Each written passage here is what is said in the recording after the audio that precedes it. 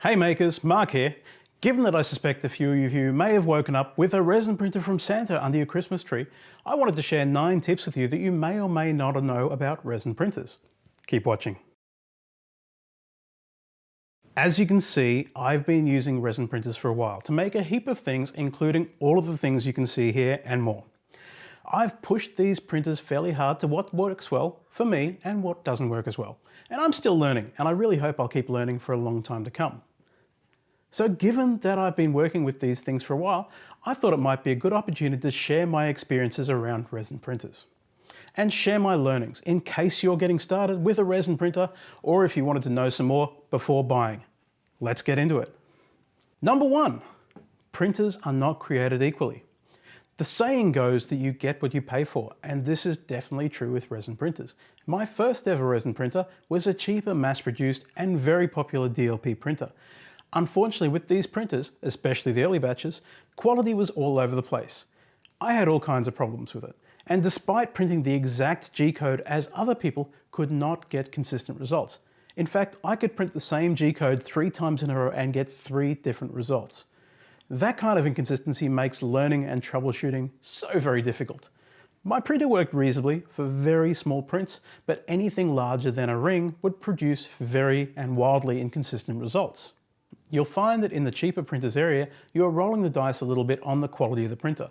Some people are getting lucky and getting fantastic machines and getting mind-blowing results. Others are finding, like myself, they get layer shift lines, inconsistent curing across the bed, and other problems. So just keep this in mind. You may find that if you want to go into this area heavily, that you should invest in a better quality machine. I personally think the more you spend on your printer, then the less you'll spend in time, and that's certainly been true for me, as upgrading to the Peopoly Moai was the best decision I've ever made in my 3D printing life. Point number 2, resins are not created equally. Most of the resins used for SLA or DLP printing are around the same price point. There's a little bit of variance, but for most part, they're within 20% of each other.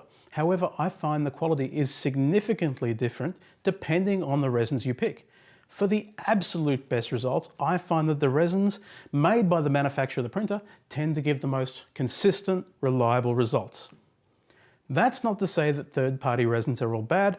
Some of them are fairly good, but you're going to find that resins vary wildly in things like curing times, in their hardness, in their flexibility, in their printability, in their post-processability, and even in their smell.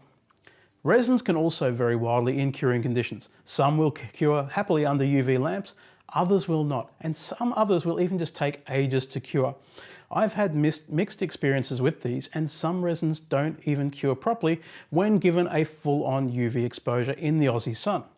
Resins that I can personally recommend are Peopoly's resin for SLA printers, Monocure's resins for DLP printers, and Anycubic's resin for Anycubic printers. Here are 2 examples of different resins in front of me right now. One is my finished Spider-Gwen. There's a video on that if you want to check it out. And the other one is an unfinished Spider-Gwen that I started out with. This good one is printed with the Peopoly resin, just the normal vanilla resin, and I had no problems. But this one, the bad Spider-Gwen, is printed on brand X. Uh-oh, you don't look happy. He's been using brand X. Brand X smells awful. Doesn't print quite as well as the other resins, as there were 2 thin walls which printed out with holes. And lastly, brand X was given an even longer curing time than the Peopoly resin. I left it for hours in the sun, I tried it under my UV panel, and it still hasn't completely cured. It still stinks, and even now, 2 months later, it's still oozing resin. That's not good. That brings us up to point 3. UV resin is nasty stuff. There are some videos out there of people talking about how nasty these resins are, and I definitely agree. If you do a quick Google search, you can find that this stuff can even kill some organisms on exposure. This is stuff you don't want to be touching. When I first started out, I accidentally got a drop of it on my wrist, and I didn't notice until about 10 minutes after I'd finished with the resin, when I felt a burning sensation on my skin. After I cleaned it up, I was left with a sore spot and a red welt. This is not safe stuff to consume or even have on your skin. There are videos out there of people talking about how you can handle this stuff without gloves. Frankly, you'd have to be an idiot to even consider it. This stuff is just yuck. Even with gloves, you're going to want to find yourself in the presence of it as little as possible. You'll find the smell of it will be on your clothes or even on your hands, and yes, that's despite wearing gloves. It's insidious and it tends to get everywhere. The less you have to touch it, the better. Because this stuff is everywhere, it's probably a good time to mention too that if you get a cheap printer that has inconsistent results, you're going to spend more time fixing up failed prints. That's important because failed prints with a resin printer mean removing the print from the printer, draining the resin vat, filtering the resin, scraping out the failed print, which is more often than not adhered to the bottom of the vat. And when you do this, you're bringing yourself into potential contact with the resin more often. Cheaper printers mean more fix-up time, which means more time in contact with the resin. There are also some reports out there that the fumes with these resins can be bad for your health. I really can't comment on that, I don't have any experience with it. However, I haven't found any issues myself, but I make sure my workshop is very well ventilated and the printer is right next to an open window. These resins are probably not great for you, so why take the chance over 10 cents worth of gloves and some simple safety precautions? That brings us on to point 4, gloves. You are completely unprepared for how many gloves you're going to need with 3D printing in resin. Trust me, it's a lot. At a minimum, it's going to be a pair of 2 disposable gloves every time you take a print off the print bed. I buy these things by the box now, and I prefer the nitrile gloves to powdered latex as they're much stronger and less likely to rip. Buy your gloves by the box of 100. Do yourself a favor though and don't buy them from eBay. I bought a cheap deal and I ended up with 100 individually wrapped gloves in individual packages inside a box. No joke. I buy my gloves now in boxes of 100 and typically I pick up 3 or 4 boxes each time. These ones come from Bunnings if you're based in Australia and they cost about $10 for 100. Point number 5, paper towels. Alongside your gloves, paper towels are going to be your next best friend. They don't have to be expensive, as often as not you'll just be using them for a quick wipe up. Buy them in bulk however, as you'll find yourself using a few squares most prints. Here's a handy tip though. If you want to take your FEP vat or PDMS vat out of your machine, put down a couple of paper towels on a flat surface, like this, then put the vat down on top of it. You'll find it soft enough not to dent or puncture the FEP or scratch the bottom of your PDMS vat. Then you can use a scraper and light pressure to remove failed prints and debris from the vat without having to worry about it. Point number 6, software is not created equally. With resin printing, you absolutely must have supports, and you need to hollow out your models. Sometimes this is going to mean using several different apps in a workflow to get the best results. When you purchase your printer, quite often you'll have a vendor who provides that software for you. That software often may not be your best option, and I've found quite often the vendor provided software can be quite crash prone or buggy. Each piece of software tends to have its own strengths and weaknesses, such as with Mesh Mixer. It's great for hollowing out and fixing problems with models, but its weaknesses are that it's not fantastic for supports. XYZ DaVinci. Its strengths are that it's fantastic for support structures, but its weaknesses are that it's not great for multiple models and it tends to be fairly buggy. Anycubic Photon. Its strengths are that it's great for generating a photon code and it's good for basic supports and support placement. Its weaknesses are that it only works for Anycubic printers and it is a little bit buggy. Cura. Cura actually works for the Pupli Moai and it's great for generating the print code for a Moai. Its weaknesses are that it's only really good for slicing and not much else. And that brings us to Asura, which is what I personally use. Its strengths are that it's excellent for hollowing and support structures. It's by far the quickest and the best at the moment, in my opinion. Its weaknesses are that it is a bit buggy and it's difficult to understand when you get started. It's crash prone, but you'll find you'll know how to avoid crashes quite often once you get used to it. Be open to trying new software, as you'll find the results can vary between them. I personally use Asura, which is quite buggy but slowly getting better, and it's reduced my workflow so much for the Moai that it is by far the best option. For DLP printers, I used to use Mesh Mixer, XYZ DaVinci, and the Anycubic provided software for the best results. Brings us to 7, post-processing. When post-processing on a resin printer, you can't just rip the print off the bed like you can with an FDM printer.